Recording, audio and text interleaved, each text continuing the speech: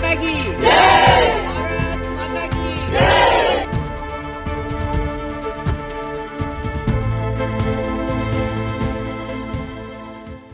शिक्षा के क्षेत्र में आपने क्या नवाचार किया? शुरुआत मेरी ज्वाइनिंग जो है वो एज ए मैथ्स टीचर हुई है और मैथमेटिक्स की वरिष्ठ अध्यापिका होने के नाते शुरू से ही नवाचार करना मेरी ज़रूरत भी हो गई थी, क्योंकि विशेष रूप से बालिकाओं की जब हम बात करते हैं तो गणित के अंदर उनको पढ़ना या बहुत ज़्यादा उत्साह उनमें नज़र नहीं आता।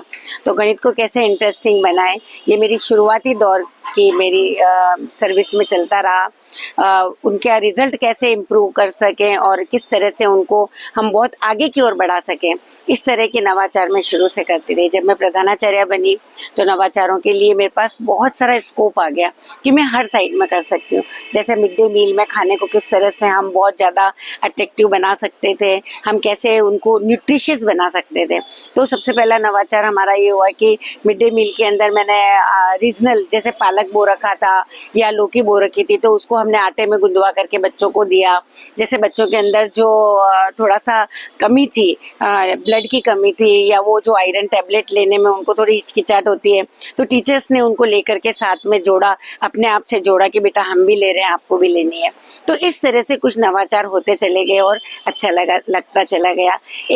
मेरे एक खेतिहर बच्ची थी जो कि मैना कीर नाम की थी, उसके पापा तो चुकंदर की खेती करते थे। तो उस समय उन्होंने हमको एक भामाशाह के तौर पर चुकंदर की 2 बोरियां ला करके दी और हमने बच्चों को 3-3 4-4 स्लाइस खिलाई। उससे भी बच्चों को बहुत ज़्यादा चुकंदर खाने का टेस्ट डेवलप हुआ और उसके बाद उन्होंने अपने सलाद में कर लिया। तो इस तरह के नवाचार हम करते रहे। इसके बाद जब मैं गई थी सवाईपुर से पहले मेघराज में, तो वहाँ कुछ बच्चे तोड़फोड़ करते थे विद्यालय के अंदर, जहाँ मैं प्रिंसिपल बन के गई थी। तो वहाँ पर मेरा एक छोटा सा स्लोगन था और वो बच्चों को इस विद्यालय से जोड़ने के लिए मैंने किया था कि बच्चों को ये लगे कि विद्यालय मेरा घर है।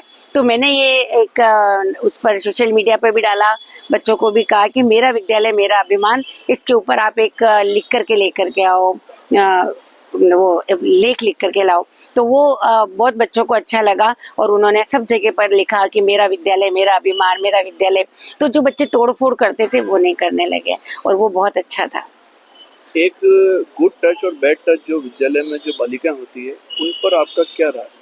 जी, गुड टच और बैड टच के लिए मेरा ये सौभाग्य रहा कि अजमेर पुलिस रेंज में जब मैं गोराका खेड़ा प्रिंसिपल थी, एचएम थी वहाँ पर, तो अजमेर रेंज पुलिस जो तो हमारा है, वहाँ से मुझे एक ऑफर आया था और एक मैंने स्पीक अप के ऊपर एक फिल्म बनाई थी। स्पीक अप यानी कि बोल दो, अगर आपके साथ कुछ हो रहा है तो चुप नहीं रहना है, बोलना है।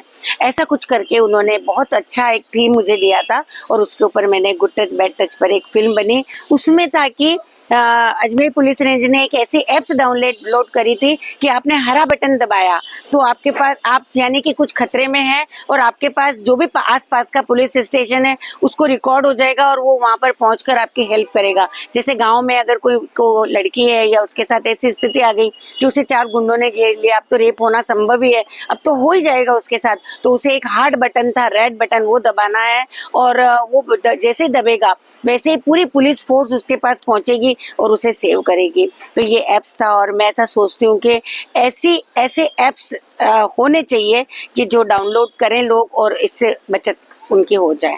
और वैसे हम गुड टच बैड टच का जो स्कूल के अंदर भी बच्चों को, बहुत शुरुआती बच्चों को, और स्पेशली मैं ये कहना चाहूँगी आज आपको कि लड़कियों को ही नहीं, लड़कों को भी इसकी जरूरत है कि उनको गुड टच और बैड टच पता चले।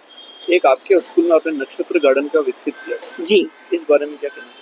सर वो अभी मेरा वर्तमान में चल रहा है। इसके लिए मुझे प्रेरणा मेरी ज्योग्राफी की लेक्चरर है शारदा सुखवाल मैडम ने दी और उन्होंने मुझसे आकर के कहा कि मैडम अपन ऐसा कुछ कर सकते हैं, थोड़ा सा खर्चा ज़्यादा हो जाएगा क्योंकि सारा 9 नक्षत्र 12 राशियाँ उनको लेकर के 48 पौधे उसमें लगने वाले हैं और हर पौधा राशि और नक्षत्र को रिप्रेजेंट करता हुआ लग रहा है। तो क्या हमको ऐसा करना चाहिए? तो उनका जो सपना था उसको धीरे धीरे पंख मिलते चले गए और आज हम इस जगह पर आ गए कि हमने उस नक्षत्र गार्डन को पूरी तरह से लगा लिया है और वो धीरे धीरे डेवलप हो रहा है और शायद हमारे शिक्षा विभाग में कुछ ही जगह ऐसी होंगी जहाँ पर ये नक्षत्र गार्डन होगा।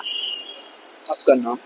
जी, मेरा नाम प्रतीक्षा ठाकुर है और ये नक्षत्र गार्डन सनातन से जुड़ा रहे, हमारे बच्चों के अंदर राशियों का, हमारे बच्चों में अपने नक्षत्रों का, अपने धर्म का सारा ज्ञान रहे, इस बारे में मेरा सोच था।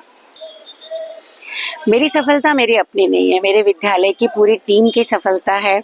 आज जो भी अवार्ड मुझे मिलता है तो मुझे लगता है कि ये मेरी पूरी टीम का अवार्ड है और मैं अपनी टीम को बहुत बहुत धन्यवाद भी देना चाहती हूँ। मैं प्रिंसिपल राजकीय उच्च माध्यमिक विद्यालय सवाईपुर की हूँ और अपने समस्त स्टाफ को, अपने छात्र छात्राओं को, सभी को इस गरिमा में जो अवार्ड है इसके लिए बधाई देना चाहती हूँ और उनका धन्यवाद देना चाहती हूँ कि उन्होंने मेरे सारे सपनों को पूरा किया और मेरी मदद करी, मुझे सहयोग दिया।